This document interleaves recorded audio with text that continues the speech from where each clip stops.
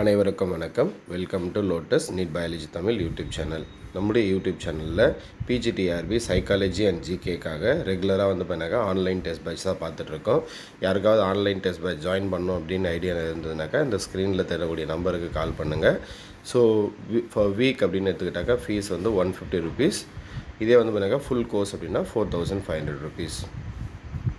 So நம்மளுடைய online test பேட்சில் இன்றைக்கி நம்ம பார்க்குறது ஃபஸ்ட்டு வீக்கான 4th வீடியோ தான் பண்ண பார்க்குறோம்.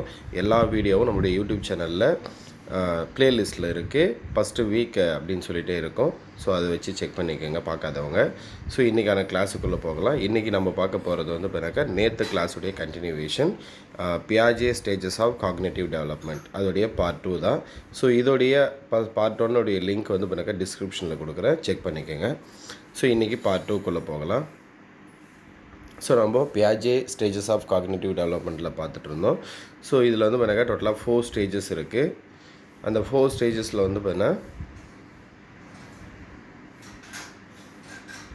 ஃபஸ்ட்டு பண்ணாக்கா சென்சரி மோட்டார் ஸ்டேஜ், இதை பற்றி பார்த்தோம். இது எந்த இயர்லேருந்து எந்த இயர் வரைக்கும் வரும்னாக்கா from birth to about 2 years வரும்னு சொல்லியிருக்கோம்.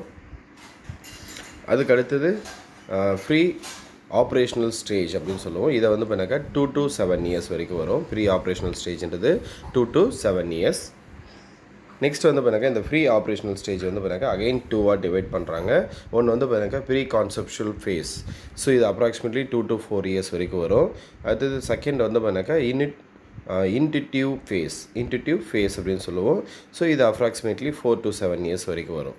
ஸோ இதுதான் பண்ணாக்கா ஃப்ரீ ஆப்ரேஷனல் ஸ்டேஜ் அப்படின்னு சொல்லுவோம். ஃப்ரீ ஆப்ரேஷனல் ஸ்டேஜை 2ஆக பிரிக்கிறாங்க. இதோடைய ஏஜ் எல்லாம் பார்த்துங்க, கண்டிப்பாக கொஷின் வரும். இதிலேருந்து தான் கேட்கணுன்னாக்கா ஆல்ரெடி இதில் எங்கே இருந்தாலும் கொஷின் கேட்பாங்கன்னு லாஸ்ட் கிளாஸ் எடுக்கும்போது சொல்லியிருக்கேன். ஸோ இங்கே பண்ணாக்கா இந்த ஃப்ரீ ஆப்ரேஷனல் ஸ்டேஜில் பண்ணாக்கா 2 எக்ஸ்பெரிமெண்ட் இருக்குது. Experiment 1, experiment 2. அப்போ எக்ஸ்பெரிமெண்ட் 1ல் பண்ணாக்கா அதுக்கு ஒரு இமேஜ் ஒன்று காட்டி அதுக்கு எக்ஸ்ப்ளனேஷன் கொடுத்தோம். எக்ஸ்பெரிமெண்ட் 2ல் பண்ணாக்கா இந்த நம்பர் ஆஃப் பீட்ஸ் இதை பேஸ் பண்ணி கேட்டோம். இதை பேஸ் பண்ணி எக்ஸ்பிளைன் பண்ணியிருக்கோம். ஸோ இன்றைக்கி நம்ம பார்க்குறது பண்ணாக்கா கான்க்ரீட் ஆப்ரேஷனல் ஸ்டேஜ் இதை தான் பார்க்க போகிறோம். ஸோ இது பண்ணாக்கா 7 to 11 இயர்ஸ் வரைக்கும் வரும்.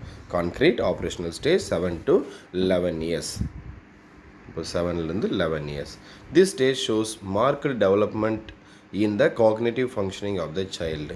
இந்த ஸ்டேஜில் பண்ணாக்கா இந்த குழந்தையோடைய பண்ணாக்கா டெவலப்மெண்டல் ஸ்டேஜ் பண்ணாக்கா cognitive functioning of the child பண்ணாக்கா ரொம்ப அதிகமாக இருக்கும். The child now learns to deal with concept and ideas that exist only in mental terms. So இதில் என்ன பண்ணணும்னா அந்த குழந்தை பண்ணாக்கா கான்செப்ட் அண்ட் ஐடியாவை பேஸ் பண்ணி இருக்கக்கூடிய ப்ராப்ளத்துக்கு டீல் பண்ணணும். The child now learn to deal with concept and ideas. ஏதோ ஒன்றத்தை டீல் பண்ணுறதுக்கு கான்செப்டும் ஐடியாவும் அது லேர்ன் பண்ணிக்கும். He can now think about things and figures out discrimination and relationship. அப்போ இது என்ன பண்ணணும்னா இந்த ஸ்டேஜில் பார்த்தீங்கன்னாக்கா அங்கே பார்த்தீங்கன்னாக்கா ஏதோ ஒரு திங்ஸ் இருக்குது, இல்லை பார்த்தீங்கன்னாக்கா ஒரு இமேஜ் இருக்குது அப்படின்னா அதை பார்த்தீங்கன்னாக்கா அந்த ரிலேஷன்ஷிப்போடு அது என்ன பண்ணணும் அப்படின்னு பார்த்தீங்கன்னாக்கா ரிலேட் பண்ணி பார்க்கும். You begin to think in terms of set of interrelated principles rather than single bit of knowledge. As a result, you can think in the term of system. You begin to think in terms of set of interrelated principle. அப்போ என்ன பண்ணணும்னா interrelated, அப்போ எதுக்குள்ளெல்லாம் பண்ணாக்கா connection இருக்குது, எதுக்குள்ளெல்லாம் பண்ணாக்கா அந்த relationship இருக்குது அப்படின்னு சொல்லிட்டு ஒரு திங்க் பண்ணும். ஆனால் பண்ணாக்கா சிங்கிளாக பார்க்கறதுக்கு பதில் குரூப்பாக பார்க்கும் அப்படின்றது தான் இது. Next is thinking becomes more logical and systematic. இந்த ஸ்டேஜில் அது என்ன பண்ணணும்னா மோர் லாஜிக்கலாகவும் சிஸ்டமேட்டிக்காகவும் திங்க் பண்ணணும். இதுக்கு முன்னாடி நம்ம சொல்கிறது பண்ணாக்கா இல்லாஜிக்கலாக திங்க் பண்ணணும் அப்படின்னு சொன்னோம். அப்போ இங்கே லாஜிக்கலாகவும் சிஸ்டமேட்டிக்காகவும் திங்க் பண்ணணும். You can now make as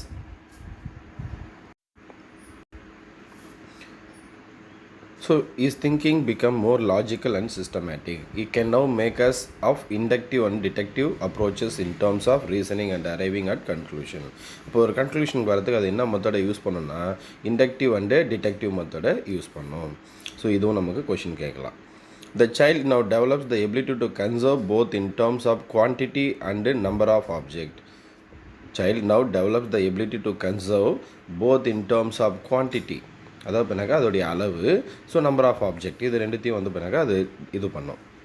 He can now very well think that the change in appearance of an object does not alter either its quality or quantity or its number. அப்போ he can now very well think that the change in appearance of object does not alter either its quantity and or its number. அப்போ வந்து பண்ணாக்கா இதுக்கு முன்னாடி சொல்லும்போது நம்ம என்ன சொன்னோம்னா ஒரு பீக்கரை வச்சு சொன்னோம். அப்போ பீக்கருடைய சைஸு சேமாக இருக்கும்போது காட்டும்போது சேம் ஆகுதுன்னு சொல்லுது, சைஸ் ஒரே மாதிரி இருக்கும்போது. அதே வந்து பண்ணாக்கா ஒரு பீக்கர் அதே சைஸும் இன்னொரு பீக்கருடைய அந்த ஹைட்டு வித்தை வந்து பண்ணாக்கா ரெடியூஸ் பண்ணிவிட்டு ஹைட்டை வந்து இன்க்ரீஸ் பண்ணும்போது அது வந்து பண்ணாக்கா இதுதான் பெருசு அப்படின்னு சொல்லுது, செகண்டாக தான் பெருசாக இருக்குது அப்படின்னு சொல்லுது. ஆனால் இப்போ நம்ம இந்த மாதிரி சேஞ்ச் பண்ணாலே அந்த குழந்தைக்கு என்ன தெரியல, அதுக்கு வந்து பண்ணாக்கா கிளியராக அண்டர்ஸ்டாண்ட் பண்ணிக்குது. இது சேஞ்ச் ஆனாலே அதோடைய குவான்டிட்டி சேஞ்ச் ஆகாது அப்படின்னு புரிஞ்சுக்குது.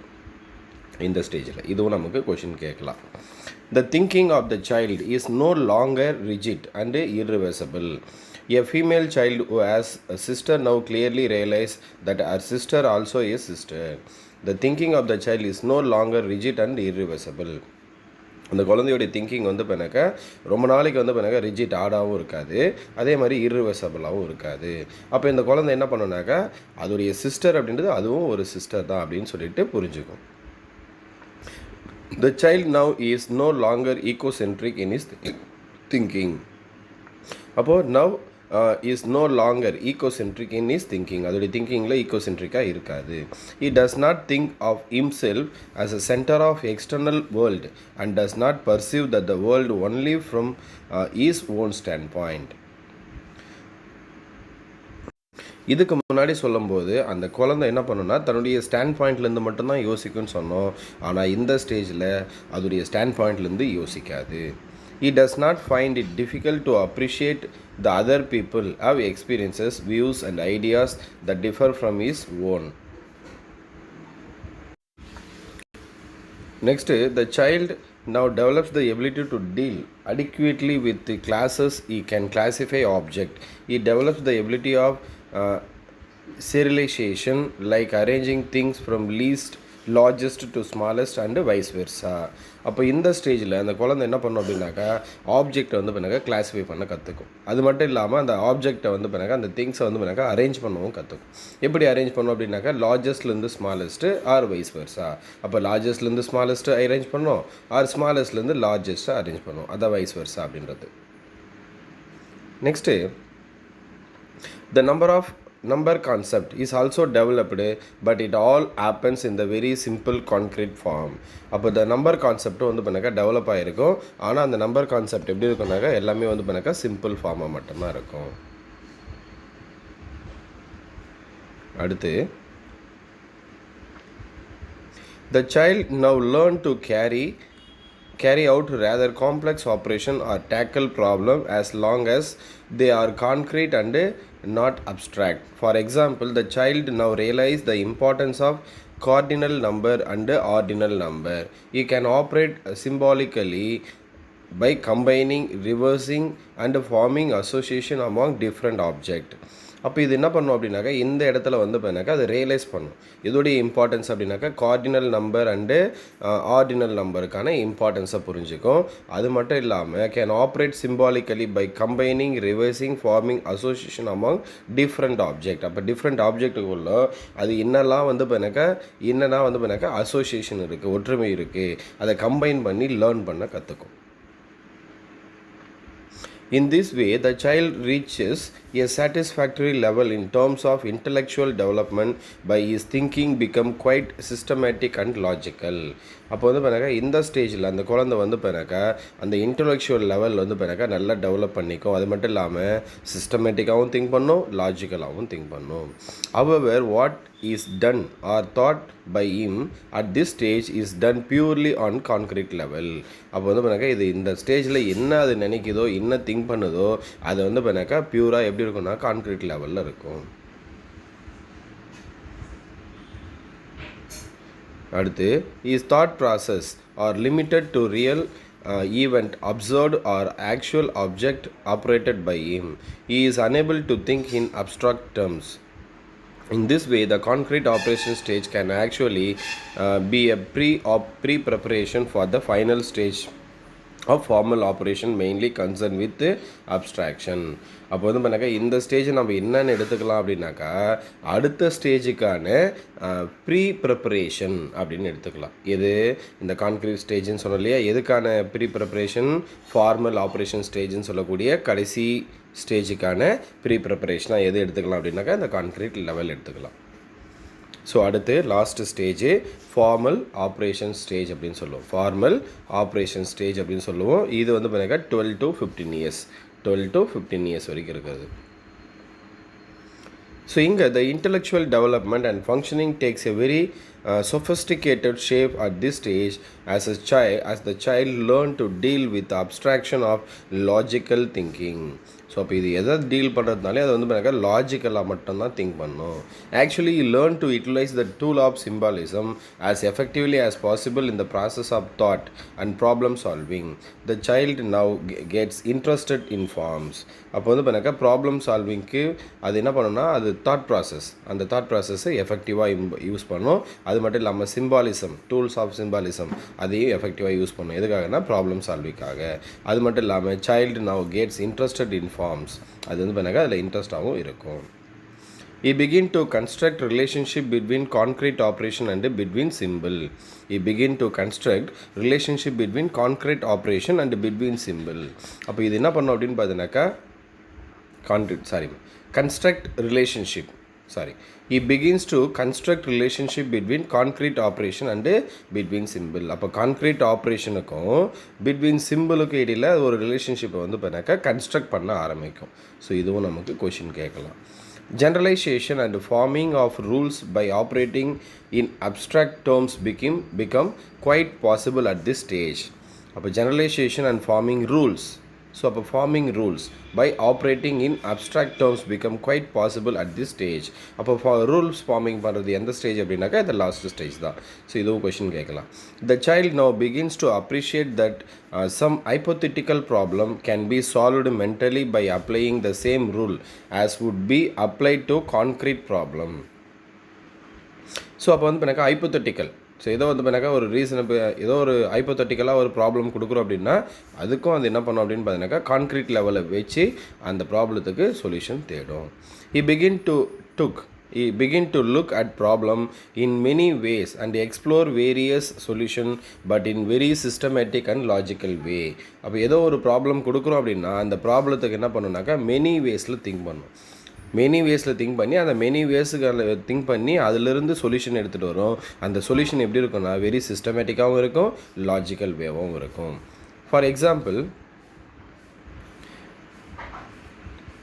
if a child of this stage is shown 5 colorless, odorless liquid in test tube and is asked to find out what combination of 5 will produce a brown liquid, he is likely to discover the possible combination by adopting a systematic approach. Example, combining the first and second, then first and third, then first and fourth and so on.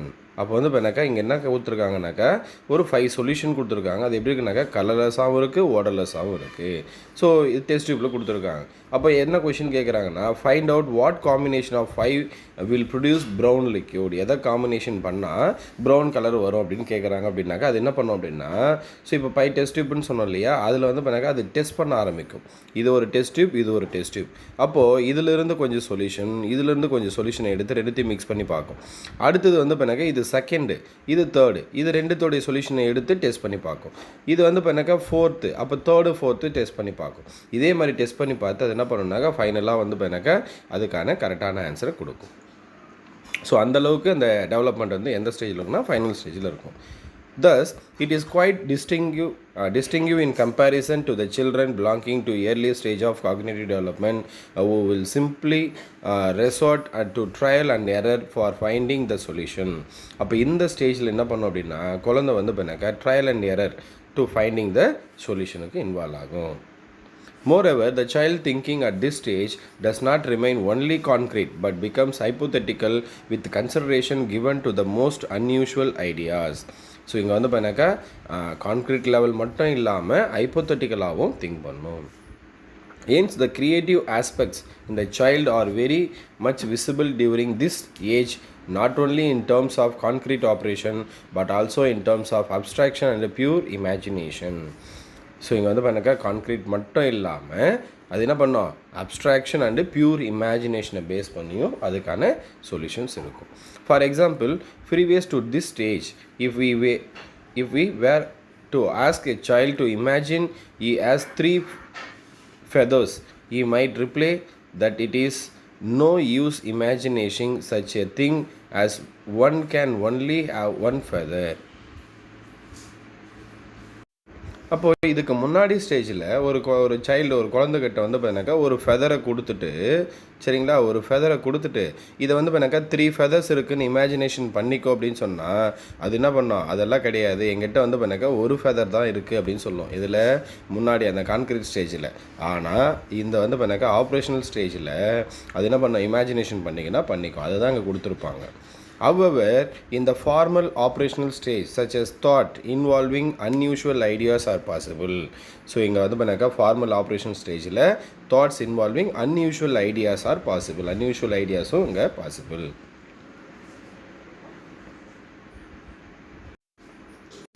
அடுத்தது, here one can imagine figure and shapes and can fly in air without wings, as is often done by children when studying poetry, algebra and geometry.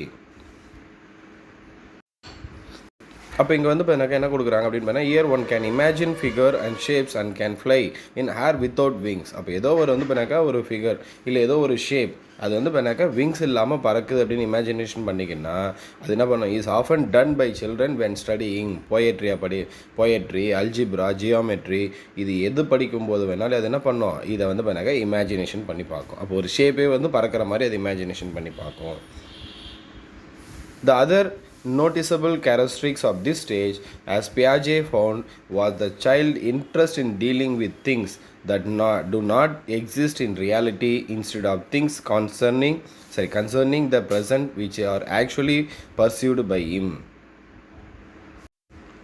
So இதில் வந்து பிறகு ரொம்ப இம்பார்ட்டண்ட்டாக noticeable பண்ணக்கூடிய ஒரு characteristics அப்படின்னா எதை பியாஜே பாயிண்ட் அவுட் பண்ணுறாரு அப்படின்னா, so child interesting in dealing with things. அப்போ சைல்டு வந்து என்ன பண்ணுது, interesting to dealing with things that to not exist in reality. அதாவது வந்து பண்ணாக்க ஏதோ ஒரு ப்ராப்ளத்துக்கு அது சொல்யூஷன் தேட ட்ரை பண்ணுது, ஆனால் அது ஆல்ரெடி என்ன ரியாலிட்டி இருக்கோ அதுக்கு அதை பேஸ் பண்ணி இல்லை, சரிங்களா. Do not exist in reality instead of things concerning the present which are actually perceive by him. அப்போ இப்போ அது என்ன வந்து பண்ணாக்கா ரிசீவ் பண்ணுதோ அதை பேஸ் பண்ணி தான் திங்க் பண்ணுமே தவிர ரியாலிட்டியை பேஸ் பண்ணி அதுக்கு சொல்யூஷன் தேடாது. அதுதான் அவர் ரொம்ப இம்பார்ட்டண்ட்டாக வந்து பண்ணாக்கா ஃபைண்ட் அவுட் பண்ணுறாரு. இதுவும் நமக்கு கொஷின் கேட்கலாம். In fact, Piaget was of the opinion that the thought process and intellectual functioning of the child at the formal operational period reflect the beginning of the most advanced stage in the functioning of the cognitive system.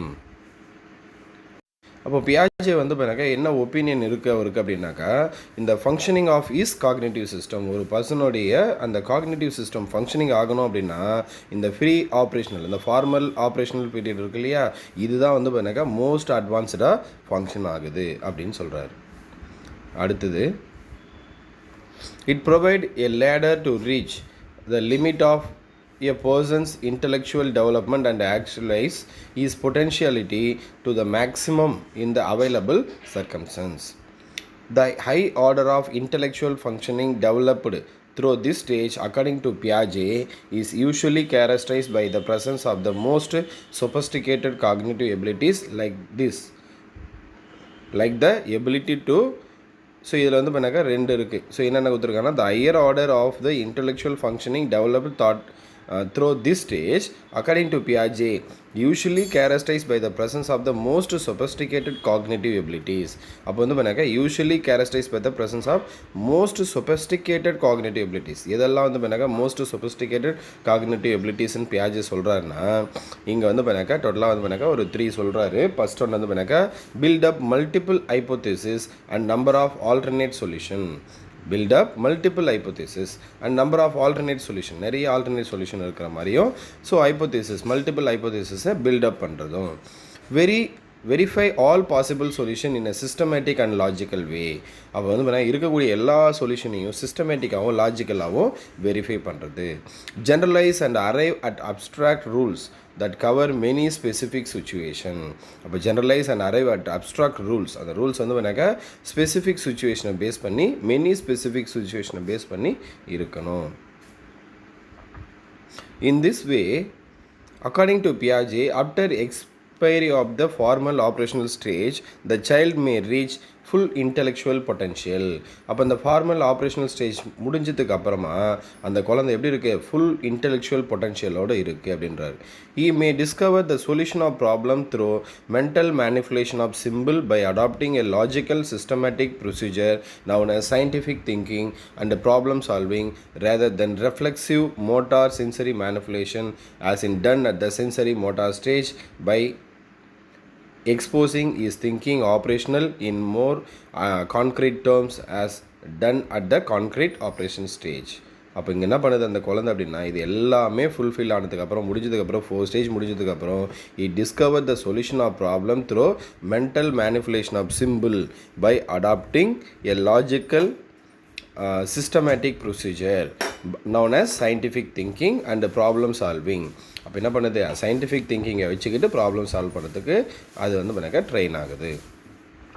In thus represent a stage which helps the child to attain mental maturity with respect to the development of his cognitive ability. அப்போ இந்த cognitive stages, பியாஜேவுடைய cognitive ஸ்டேஜை வச்சுட்டு என்ன பண்ணலாம்னா அந்த குழந்தையுடைய mental maturity எப்படி இருக்குது அப்படின்னு நம்ம வந்து பண்ணாக்கா தெரிஞ்சுக்கலாம். ஸோ இதுதான் வந்து பண்ணாக்கா ஜான் பியாஜேவுடைய காக்னேட்டிவ் டெவலப்மெண்ட்டு. மொத்தம் டோட்டலாக 4 ஸ்டேஜ் சொல்லியிருக்கோம். இந்த 4 ஸ்டேஜிலோடைய ஃபஸ்ட்டு பார்ட் வீடியோ வந்து பண்ணாக்கா டிஸ்கிரிப்ஷன் பாக்ஸில் கொடுத்துருக்க லிங்க்கு பார்க்காதவங்க பார்த்துக்குங்க. இது வந்து பண்ணாக்கா செகண்ட் பார்ட்டு. இதோடைய கண்டினியூவேஷன் டிஸ்ட்ராக்ஷன் அப்படின்னு ஒரு டாபிக், அதுவும் நான் இப்போது கண்டினியூ பண்ணுறேன். ஸோ இது வந்து ஆல்ரெடி நம்ம ஃபஸ்ட்டு வீடியோவில் பார்த்துருப்போம். ஸ்பேன் ஆஃப் அட்டென்ஷன் அப்படின்னு ஒன்று பார்த்துருப்போம். இந்த ஸ்பேன் ஆஃப் அட்டென்ஷனுடைய கண்டினியூவேஷன் தான் ஸோ இந்த டிஸ்ட்ராக்ஷன் அப்படின்னு சொல்லுவோம். அப்போ அது கவனம், இது கவனமின்மை, அவ்வளோதான், ரெண்டுத்துக்கும் டிஃப்ரெண்ட்டு. ஸோ இங்கே when we are attending to a stimulus, object, person, place, idea or activity for its perception, something may happen in the external environment as well as within ourselves that tend to intrude or divert our attention from the stimulus. அப்போ நம்ம ஏதோ ஒரு பொருளை பார்க்குறோம், அதாவது ஒரு ஆப்ஜெக்டை பார்க்குறோம், இல்லை ஒரு பர்சனை பார்க்குறோம், இல்லை ஒரு பிளேஸு, ஒரு ஐடியா, இல்லை ஒரு ஆக்டிவிட்டியில் இன்வால்வ் ஆகிறோம் அப்படின்னு எடுத்துக்கிட்டா, அப்போது அந்த ஆக்டிவிட்டியில் நம்ம இன்வால்வ் ஆகிறோம் இல்லையா, அதை வந்து பண்ணாக்க அதிலிருந்து விலகி போயிடுவோம். எது சார் விலகி போகிறதுக்கு ரீசனாக இருக்குன்னா, எக்ஸ்டர்னல் என்வாயர்மெண்ட்டில் இருக்கக்கூடிய ஏதோ சம்திங், அது இப்படி இல்லைன்னா நமக்குள்ளே இருக்கக்கூடிய ஏதோ சம்திங் நம்மளை என்ன பண்ணுது, டைவர்ட் பண்ணுது. ஸோ டைவர்ட் பண்ணி நம்ம அதுலேருந்து என்ன பண்ணுறோம், டிஸ்ட்ராக்ட் ஆகிறோம். சரிங்களா? படிக்க ஸ்டார்ட் பண்ண உடனே ஏதோ ஒரு ஃபோன் வந்த உடனே நம்ம என்ன பண்ணுவோம், அந்த படிப்புலேருந்து பார்த்தீங்கன்னாக்கா தனியாக டிஸ்ட்ராக்ட் ஆகி போகிறோம் இல்லையா, அதுதான் டிஸ்ட்ராக்ஷன். சரியா? கிளாஸை கவனிச்சுட்டு இருக்கும்போது பக்கத்தில் காரிடாரில் ஒரு யாரோ ஒருத்தர் நடந்து போகிறாங்கன்னா பையன் வந்து பண்ணால் கிளாஸை கவனித்துலேருந்து அங்கே பார்க்குறான்னாக்கா அதுவும் டிஸ்ட்ராக்ஷன் தான். சரியா? படிச்சுட்டு இருக்கும்போது ஏதோ ஒரு இடத்துல பாட்டு சத்தம் வருதுன்னா அந்த பாட்டுக்கு வந்து பண்ணாக்கா கேட்குறது வந்து பண்ணாக்கா அதுவும் ஒரு டிஸ்ட்ராக்ஷன். அப்போ டிஸ்ட்ராக்ஷன் வந்து பண்ணாக்கா மெனி வேஸில் இருக்குது. The process that interfere with the natural process of paying attention towards a stimulus is known by the term distraction, and things or event lying in the environment responsible for the distractions are termed as distractor. அப்போ வந்து பண்ணாக்கா ஏதோ ஒரு process நம்முடைய கவனத்தை திசை திருப்பது இல்லையா, அதுக்கு என்ன பேர் அப்படின்னா டிஸ்ட்ராக்ஷன். அந்த ப்ராசஸுக்கு பேர் டிஸ்ட்ராக்ஷன். அப்போ the process that interfere with the natural process of paying attention towards the stimulus, அதுக்கு பேர் டிஸ்ட்ராக்ஷன். அப்போ டிஸ்ட்ராக்ஷனுக்கு ரீசனாக இருக்கக்கூடிய அந்த ஈவெண்ட்ஸ் அப்படின்னா அந்த திங்ஸ், அதுக்கு என்ன பேர் அப்படின்னா டிஸ்ட்ராக்டர் அப்படின்னு பேர். அப்போ நான் படிச்சுட்ருக்கிறது அது வந்து பண்ணாக்கா ஒரு ஸ்டிமுலஸ். சரியா? அதிலிருந்து நான் வந்து பண்ணாக்கா வேறு இடத்துல வந்து பண்ணாக்கா ஒரு பாட்டு ஒன்று ஓடுது, சாங் ஒன்று ஓடுது சவுண்டாக. அப்போ அதை நான் பார்க்குறேன் இல்லையா, அதை கேட்கும்போது என்னுடைய கவனம் வந்து மாறுது இல்லையா, அதுக்கு டிஸ்ட்ராக்ஷன். அந்த பாட்டுக்கு என்ன பேருனாக்கா டிஸ்ட்ராக்டர், அந்த சவுண்டுக்கு என்ன பேருனா டிஸ்ட்ராக்டர் அப்படின்னு பேர். சரிங்களா? So distractor as a psychological terms has been defined by H.R. Bhatia in the followed ways. அப்போ டிஸ்ட்ராக்டர் வந்து பண்ணாக்கா சைக்காலஜிக்கல் டேர்ம்ஸில் ஹெச்ஆர் பாட்டியா அப்படின்றவர் வந்து பண்ணாக்கா டிஃபைன் பண்ணுறாரு. ஸோ இந்த டெஃபினேஷனை பேஸ் பண்ணி நம்ம கொஷின் கேட்கலாம். A distractor may be defined as any stimulus whose presence interfere with the process of attention or draws away attention from the object to which we wish to attend. அப்போ வந்து பண்ணாக்கா என்ன சொல்கிறாருன்னா, distractor அப்படின்றது நம்ம வந்து பண்ணால் ஏதோ ஒரு விஷயத்து மேலே கவனம் இருக்குது, அந்த கவனத்தை வந்து பண்ணாக்கா திசை திருப்புற இல்லையா, மாறுது இல்லையா, அதுக்கு தான் என்ன பேர் டிஸ்ட்ராக்டர் அப்படின்னு சொல்கிறார். Actually, when we are attending or paying attention to a particular stimulus, there are many other attractive or forceful stimuli besides the attend one in our external or internal environment. அப்போ வந்து பண்ணாக்கா நம்ம ஏதோ ஒரு விஷயத்து மேலே நம்ம அட்டென்ஷனாக இருக்கும்போது, கவனமாக இருக்கும்போது, நம்மளை வந்து பண்ணாக்கா ஃபோர்ஸ்ஃபுல்லாக அட்ராக்ட் பண்ணக்கூடிய அதர் ஸ்டிமுலிஸும் இருக்கும். சரியா, அதர் ஸ்டிமுலிஸும் இருக்கும்.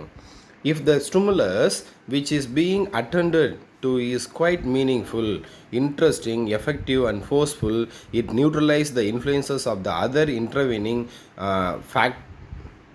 factors or distractors present in the environment.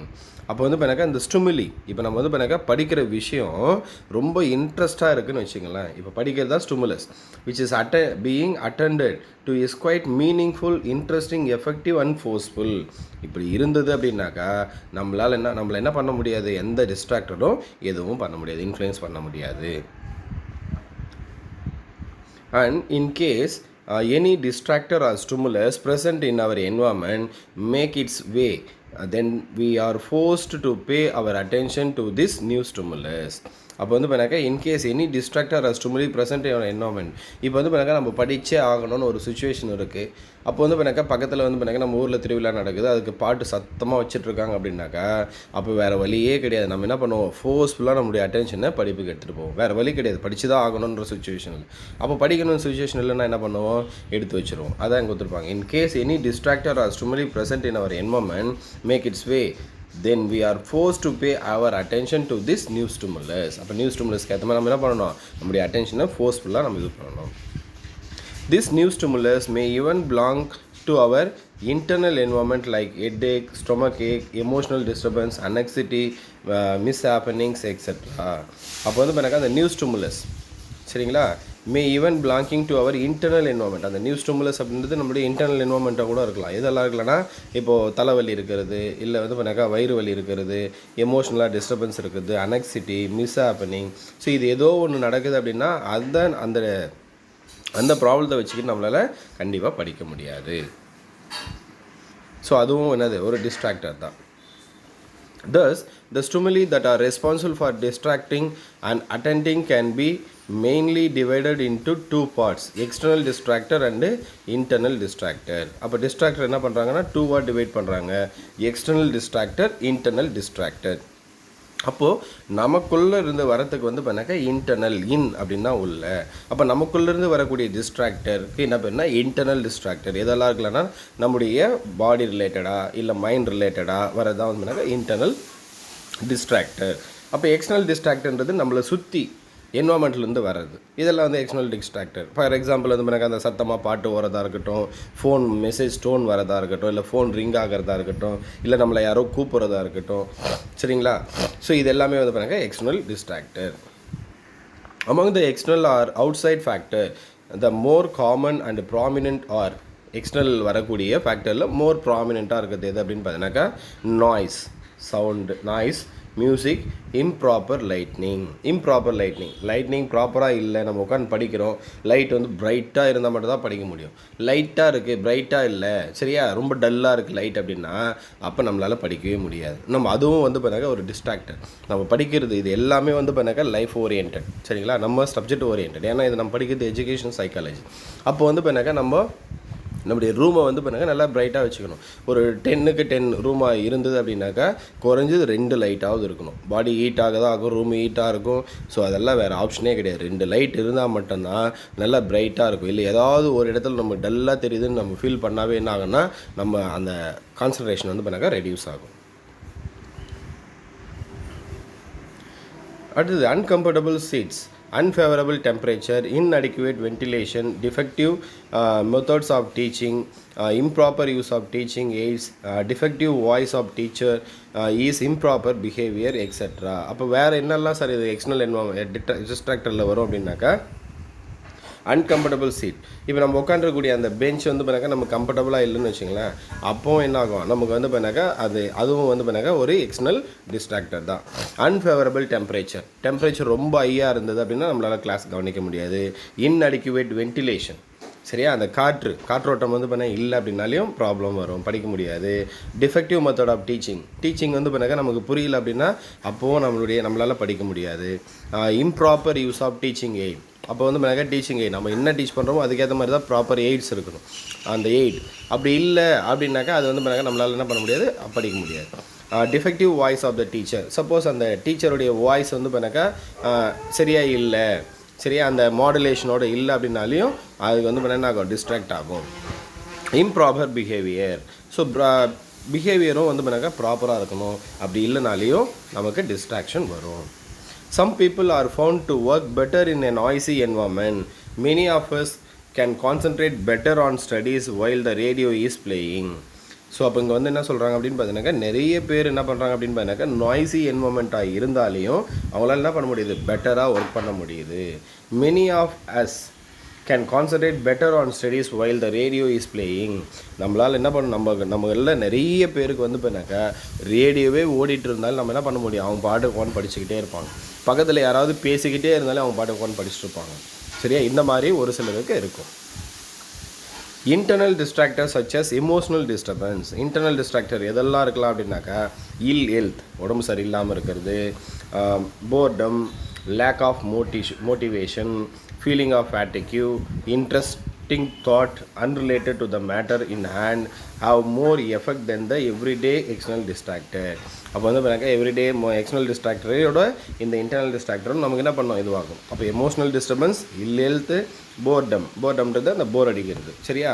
Lakh of motivation, feeling of fatigue or interesting thought unrelated to the matter in hand, நம்ம கையில் இருக்கக்கூடியதுக்கு அது பண்ணாக்கா அந்த இது இல்லாமல் இருக்கிறது, இன்ட்ரெஸ்ட் இல்லாமல் இருக்கிறது. ஸோ இது எல்லாமே வந்து பண்ணாக்கா இன்டர்னல் டிஸ்ட்ராக்டராக இருக்குது. அடுத்து